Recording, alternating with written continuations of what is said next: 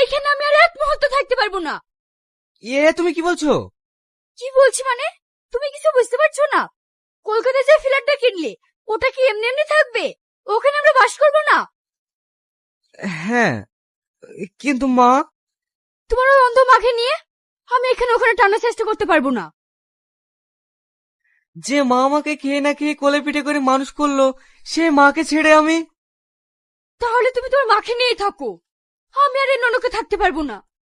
আসতে পাশে মা আছে, শুনতে পাবে। পাক শুনতে? আমি তোমার মাকে ভয় করে বলছি নাকি? শাহিন, বৌমার কথাটার অমত করিস না। ওখান থেকে তোর অফিসটাও কাছে হবে, আর এখান থেকে তুই তো গাড়িটা ঠিক মতো পাস না। তাই আমি বলছিলাম। মা, তোমাকে এখানে একা রেখে? আমাকে নিয়ে তোকে ভাবতে হবে না, আমার ঠিক চলে যাবে। মা, আমরা তাহলে আসছি, তুমি ভালো থেকো।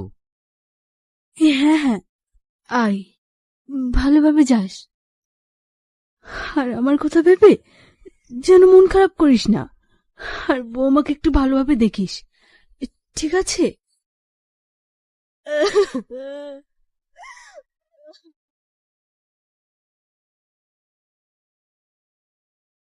মুসলিমা, শোন। হ্যাঁ বাবু বলেন।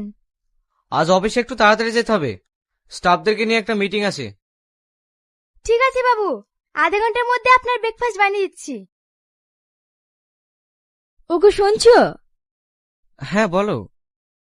আমি একটা নেকলেস অর্ডার দিয়েছি, আজ কি আসবে? ও নিয়ে তোমাকে চিন্তা করতে হবে না, আমি তোমার অ্যাকাউন্টে 5 লাখ টাকা মেরে দিচ্ছি, নিয়ে নিও।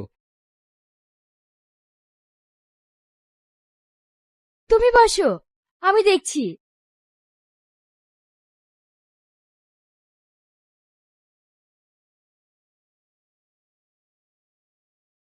আপনার নামে একটা চিঠি এসেছে,